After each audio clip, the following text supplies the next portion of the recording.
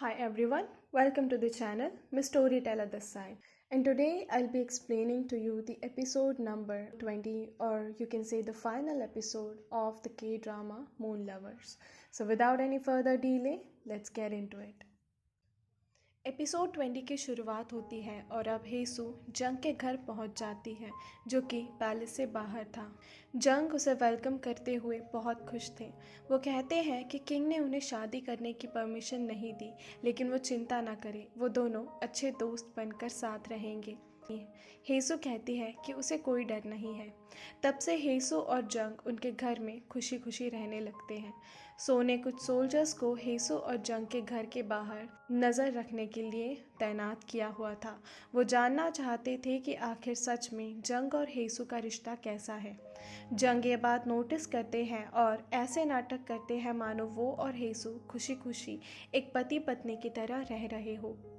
एक दिन royal palace के डॉक्टर हेसू का चेकअप करने आते हैं। उन्हें बेबी की पल्स फील होती है, पर वो हेसू को वार्न करते हैं कि उसकी तबीयत बिल्कुल ठीक नहीं है, तो ऐसे में वो बच्चे की वजह से और वीक हो सकती है। जंग भी हेसू को फिर सोचने के लिए कहते हैं, लेकिन हेसू इस बच्चे को इस दुनिया में लाना चाहती थी। जंग डॉक्टर को इस बात को एक सीक्रेट रखने को कहते हैं। कोर्ट में सो जीमोंग से बात कर रहे थे। सो गुस्सा थे कि जब हेसू और जंग की शादी एक फॉर्मेलिटी ही है, तो फिर ये सोल्जर्स क्या कह रहे हैं कि उन दोनों में पति पत्नी जैसा प्यार है। जीमोंग कहते हैं कि हेसू का नेचर पहले से ही केयरिंग है और जंग के साथ तो वो पहले से ही बहुत फ्रेंडली रही है। सो बाद में खुद जंग और हेसू के यहाँ चले जाते हैं। हेसू बाहर बैठी थी, तभी अचानक उसके चेस्ट में पेन होने लगता है। सो परेशान हो जाते हैं, लेकिन वो कुछ कर नहीं पाते और जंग उसे तुरंत घर के अंदर ले जाते हैं। ये देखकर सो और गुस्सा हो जाते हैं। बाद में वो जीमोंग से कहते हैं कि उन्हें उन दोनों के बारे में कोई अपडेट्स नहीं सुननी। आखिर में हेसू एक बेटी को जन्म देती है। जंग चाहते थे कि इसकी खबर किसी को ना हो। सबको ऐसा ही लगना चाहिए कि हेसू का बच्चा मरा हुआ पैदा हुआ। जंग हेसू को बताते हैं कि उसकी बेटी बिल्कुल हेल्दी है और उसे अब खुद का ख्याल रखना चाहिए। तब हेसू जंग से एक लेटर सो को भेजने को कहती है। वो सो से मिलना चाहती थी, लेकिन जंग सोचते हैं कि हेसू अब उनकी वाइफ है। अगर ऐसे में किसी को पता चला कि वो सो को लेटर्स भेज रही है तो बहुत ऑकवर्ड हो जाएगा। इसीलिए वो खुद अपना नाम ऊपर एक एनवलप पर लिखते हैं और उसके अंदर हेसू का दिया हुआ लेटर डाल देते हैं। ऐसी कई चिट्ठियाँ हेसू सो को भेजती है, लेकिन सो का कोई जवाब नहीं आता। इधर सो को लगता है कि ये सारे लेटर्स जंग भेज रहे हैं, जिसमें सिर्फ जंग ने उन्हें बुरा भला कहा होगा। इसीलिए वो उन लेटर्स को कभी खोलकर ही नहीं देखते। हेसू अब बहुत वीक हो चुकी थी। उसे अच्छा महसूस कराने के लिए जंग गोरियों की बेस्ट सिंगर को बुलाते हैं। वो गा रही होती है, तभी हेसू को पैलेस में बिताए अपने सारे मोमेंट्स याद आ जाते हैं। सो के साथ उसकी स्वीट मेमोरीज याद आती हैं। फिर वो जंग से प्रॉमिस करने को कहती हैं कि वो उसकी बेटी का उसके लिए ख्याल रखे और उसे कभी पैलेस में नहीं जाने दे, क्योंकि वो जानती है कि अब सो कभी नहीं आएंगे। जंग पूछते हैं कि क्या वो उसे अपने अगले जन्म में याद रखेगी। हेसू कहती है, नहीं, मैं सब कुछ भूल जाऊंगी, अपने सपनों में भी सबको भूल जाऊंगी। और ये कहकर वो जंग के सीने पर सर रखकर अपनी आखिरी सांसें लेती हैं। जंग इमोशनल हो जाते हैं। जब सो को ये बात पता चलती है कि हेसू अब नहीं रही, तो वो शॉक थे। वो कहते हैं कि हेसू उनसे इतनी नफरत नहीं कर सकती कि उनसे बिना मिले ही वो चली जाए। जीमोंग से उन्हें पता चलता है कि वो सारे लेटर्स हेसू भेजा करती थी। सो तुरंत उन लेटर्स को एक एक कर खोलकर पढ़ने लगते हैं। एक लेटर में हेसू ने लिखा था कि क्या अब भी उन्हें ऐसा लगता है कि उसने अपना दिल पूरी तरह से सो को नहीं दिया था।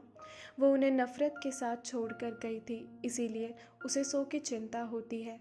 सो ये लेटर पढ़ के फूट फूट कर रोने लगते हैं। हेसू ने लिखा था कि वो उनसे प्यार करती है। जब सो बारिश में उसके लिए उसके साथ खड़े हुए थे, जब उन्होंने उसकी तरफ बढ़ते तीर को अपने ऊपर ले लिया था, उन लम्हों की वजह से ही वो सो को कभी भुला नहीं पाई है। हेसू चाहती थी कि वो सो से फिर एक बार मिल सके, इसीलिए वो उस गार्डन में सो का रोज़ इंतज़ार किया करती थी। पर सो कभी नहीं आए। लेटर पढ़ने के बाद सो तुरंत अपने घोड़े पर सवार होकर हेसू की तरफ निकल पड़ते हैं। जंग हेसू की अस्थियां लिए हुए बैठे होते हैं। तभी वहाँ बेका आते हैं जिनके लिए हेसू ने एक लेटर लिख कर रखा था। लेकिन तभी वहाँ सो आकर हेसू का नाम लेकर उसे पुकारने लगते हैं, जिस पर जंग कहते हैं कि इतनी देर तक वो कहाँ थे, अब वो दुखी होने का नाटक क्यों कर रहे हैं। पर सो कहते हैं कि ये सब जंग की गलती का नतीजा है। उन एनवेलप्स पर जंग का नाम लिखा हुआ था, उन्हें पता ही नहीं था कि अंदर हेसू के लिखे हुए लेटर्स हैं। जंग कहते हैं कि उन्हें तो सब पता था, उन्होंने अपने आदमी जो भेजे थे उन पर नज़र रखने के लिए। बेका फिर जंग को समझाते हैं कि उनको खुश देखकर सो ने उनके सोल्जर्स भी भेजना बंद कर दिया था। जंग के ना चाहते हुए भी हेसू की अस्थियां सो अपने साथ लेकर जाते हैं। बेका जंग को समझा रहे थे कि तभी उन्हें समझ आता है कि जंग भी हेसू से प्यार करने लगे थे। समय बीत जाता है। प्रिंस वांगवॉन को ट्रीजन करने के लिए मौत की सज़ा मिलती है। जाने से पहले बेका उन्हें हेसू का लेटर देते हैं, जो कि चेरियोंग ने उसके लिए लिखा हुआ होता है। उसे पढ़कर वांगवॉन इमोशनल होकर रोने लगते हैं। अपने आखिरी वक्त में वो चेरियोंग को याद करके अपनी गलती का उन्हें एहसास होता है। बेका रास्ते में वू की बेटी से मिलते हैं, जिसका नाम बॉक्सून होता है। वो नाम सुन के बेका वू ही को याद करते हैं, क्योंकि वो ही भेस बदल कर गोरियों में बॉक्सून नाम से आई थी। बाद में वूक से बात करते वक्त पता चलता है कि बेका ने अभी तक शादी नहीं की थी। वूक की तबीयत भी आजकल ठीक नहीं रहती और वो अक्सर पुराने कुछ चेहरों को याद किया करते थे। बेका पूछते हैं कि क्या वो अब भी हेसू को मिस करते हैं। तब वो कहते हैं कि पता नहीं। वो कहते हैं कि वो हमेशा अपना दिल देते रहे, ये जाने बिना कि वो बस गलती किए जा रहे थे। तभी उन्हें लेडी हे की याद आती है, जो उनसे बहुत प्यार करती थी, पर वो कभी वो प्यार उन्हें लौटा ही नहीं पाए।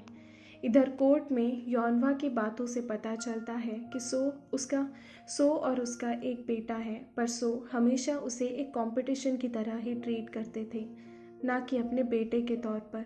वो कभी यौनवा और उनके बेटे पर ट्रस्ट ही नहीं कर पाए।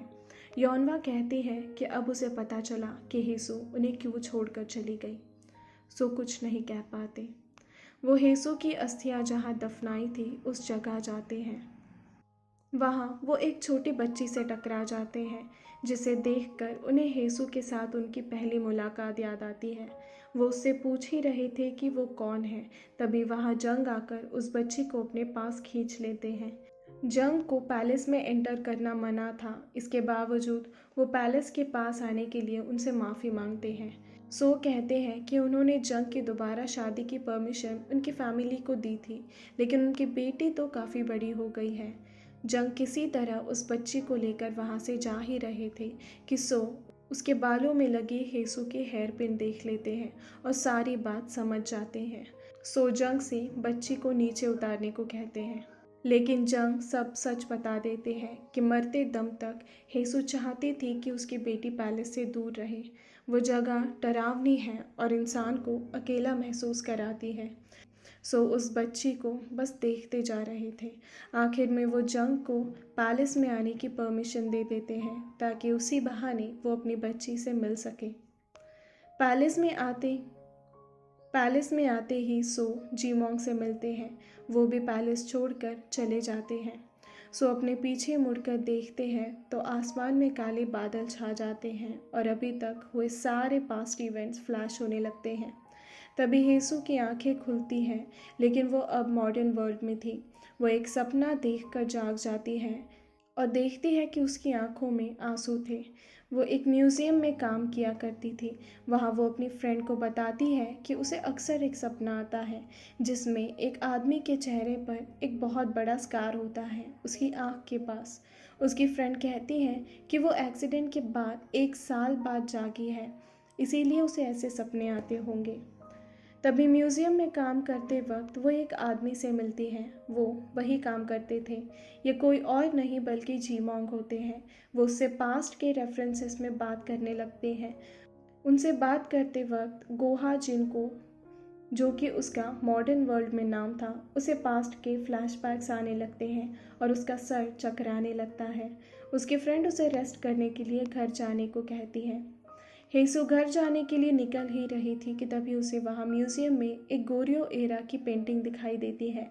उसे देख गोहा जिन को कुछ आवाज़ें आने लगती हैं और पास्ट लाइफ के फ्लैशबैक्स आने लगते हैं। वो और पेंटिंग्स देखने अंदर जाती है। वहाँ सारी गोरियो एरा की पेंटिंग्स रखी हुई थी। एक पेंटिंग थी सो के रेन रिचुअल वाली। उसे देख गोहा जिन को सो के रेन रिचुअल के फ्लैशबैक्स आने लगते हैं और वो खुद को भी उसमें देख पाती है। वो समझ जाती है कि वो सब कोई सपना नहीं था। एक पेंटिंग थी प्रिंस उनके बर्थडे की। एक थी सारे प्रिंसेस की जिसमें वो गेम खेल रहे थे। एक पेंटिंग होती है उसकी और वो की जिसमें उन्होंने हेसू का हाथ थामा होता है। पर वहाँ सबसे बड़ी पेंटिंग सो की होती है, यानी कि किंग ग्वांगजोंग की।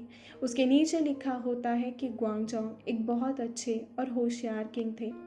हेसू को याद आता है कि उसने कहा था कि सो को कोई एक खूनी राजा के तौर पर फ्यूचर में याद नहीं रखेगा और वो उनकी मदद करेगी, और वो सच हो चुका था।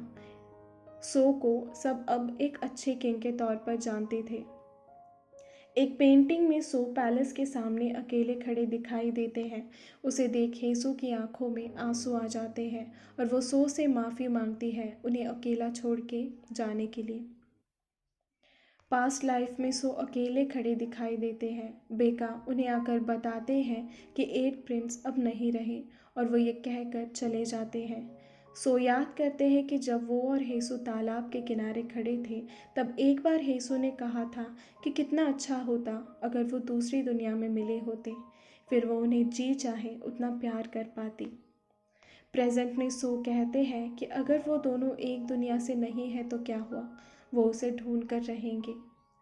एपिसोड के लास्ट में दिखाया जाता है जब हेसू और सो साथ वॉक कर रहे थे और हेसू का घुटना अचानक दर्द करने लगता है। सो उसे अपनी पीठ पर उठा लेते हैं और भागने लगते हैं। हेसू और सो तब बहुत खुश दिखाई देते हैं और यहाँ ये एपिसोड और मून लवर्स की कहानी ख़त्म हो जाती है। इसकी एंडिंग बहुत लोगों को पसंद आई और बहुतों को नहीं भी। एक्सपेक्टेड था कि इसका दूसरा सीज़न भी आएगा, पर अब तक इसकी कोई कंफर्मेशन नहीं है। तो मान के चलते हैं कि हेसू और सो की कहानी यहीं तक थी। उम्मीद करती हूँ कि आपको इस ड्रामा की एक्सप्लेनेशन अच्छी लगी हो। If yes, then do like, comment down below for your suggestions and subscribe the channel. हम मिलेंगे फिर एक नई कहानी के साथ। तब तक के लिए goodbye and take care. Miss Storyteller this side.